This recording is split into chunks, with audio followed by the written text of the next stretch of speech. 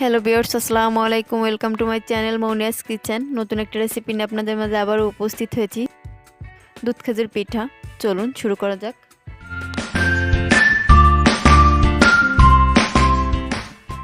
রেসিপিটি করার জন্য এখানে আমি 1.5 কাপ পরিমাণ ময়দা নিয়েছি এবং 1/2 কাপ পরিমাণ চাউলের গুঁড়ি নিয়ে একটা মিক্সারের সাহায্যে ভালোভাবে মিক্সড করে নিব, কোথাও যাতে দলা পেকে না থাকে।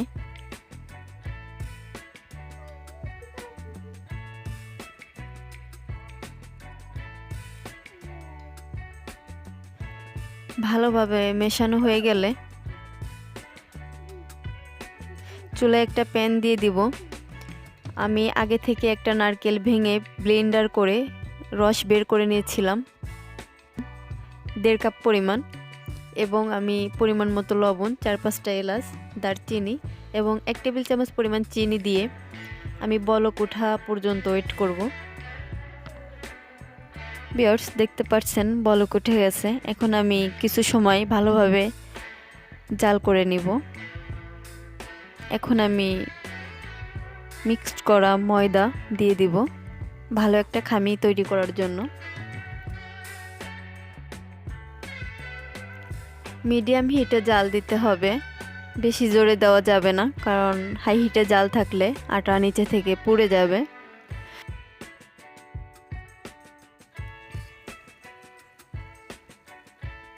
এখন আমি 5 মিনিটের জন্য ঢেকে রাখবো আটাটা ভালোভাবে পারফেক্টভাবে সিদ্ধ হওয়ার জন্য। ভিউয়ার্স, দেখতে পাচ্ছেন আমার আটাটা সিদ্ধ হয়ে গেছে। এখন আমি এইটা ভালোভাবে একটু মাখিয়ে নিব। ভিউয়ার্স, ভালো একটা ডো তৈরি করে নিব।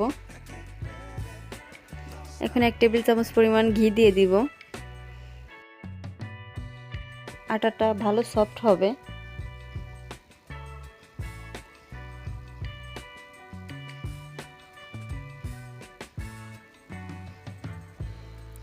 এক টেবিল চামচ পরিমাণ লিকুইড দুধ দিয়ে দিব। ঘি আর দুধ দেওয়ার মানে হচ্ছে আটাটা খুবই সফট হবে, খেতেও খুব টেস্ট হবে। এজন্য ভিউয়ার্স, এখন আমি একে একে আমার পিঠাগুলো তৈরি করে নিব। এইভাবে আপনারা বাসায় একটা চাকুর সাহায্যে খুব সহজে তৈরি করতে পারবেন।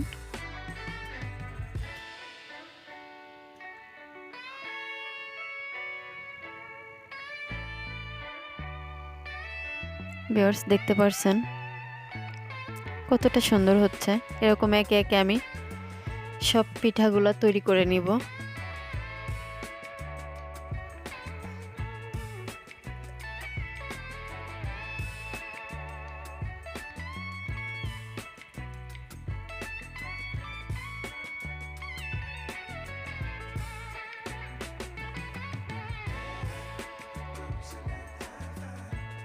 ভিউয়ার্স, দেখতে দেখতে আমার পিঠাগুলো তৈরি হয়ে গেছে, দেখতে পাচ্ছেন। আমি এখন চুলায় একটা প্যান দিয়ে দিব। 1 কাপ পরিমাণ সয়াবিন তেল দিয়ে দিব পিঠা ভাজার জন্য।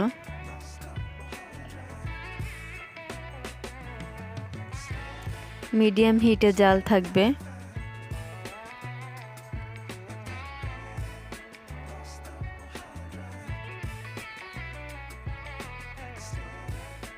ভালোভাবে নেড়ে উল্টে নিতে হবে। ভিউয়ার্স, ঘন ঘন একটু নেড়ে দিবেন, তা না হলে পিঠা ভালো ভাজা হবে না, ভিতরে কাঁচা থাকবে।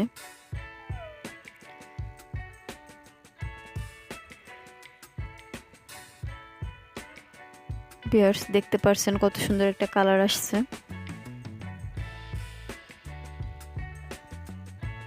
এখন আমি এটা উঠিয়ে নিব একটা প্লেটে।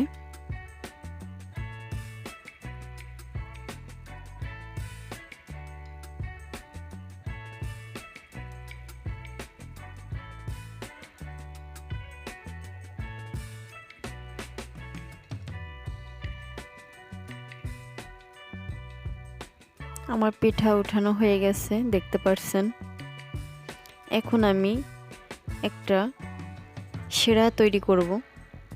এখানে আমি 1 কাপ পরিমাণ চিনি দিয়েছি এবং 3 টেবিল চামচ পরিমাণ পানি দিয়েছি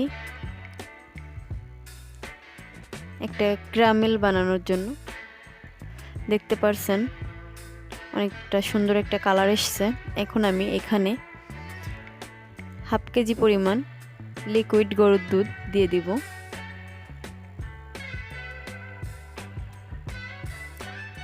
ভালোভাবে একটু নাড়িয়ে চাড়িয়ে নিব।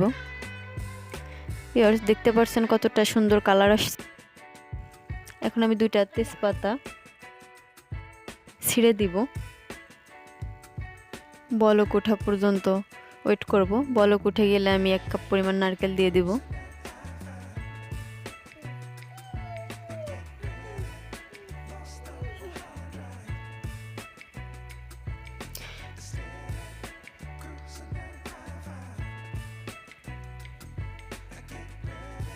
ভিউয়ার্স আমি এখন চুলাটা বন্ধ করে আমি পিঠাগুলো দিয়ে দিব।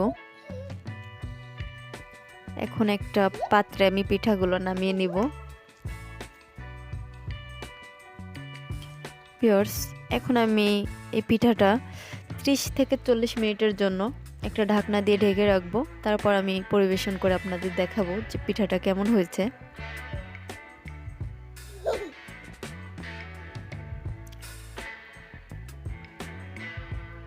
ভিউয়ার্স দেখতে যেমন কালারফুল, খেতে অনেক টেস্টি। আপনারা সকলে বাসায় ট্রাই করবেন। ভিউয়ার্স এখন আমি পরিবেশন করে আপনাদের দেখাবো। আমার রেসিপিটি যদি ভালো লেগে থাকে অবশ্যই সকলে বাসায় ট্রাই করবেন এবং আমার চ্যানেলটি লাইক, শেয়ার, সাবস্ক্রাইব করতে ভুলবেন না। আজকের জন্য বিদায়। আগামী দিন আবার নতুন একটা ভিডিও নিয়ে আপনাদের মাঝে উপস্থিত হব। ততক্ষণ পর্যন্ত সকলে ভালো থাকবেন, সুস্থ থাকবেন। আসসালামু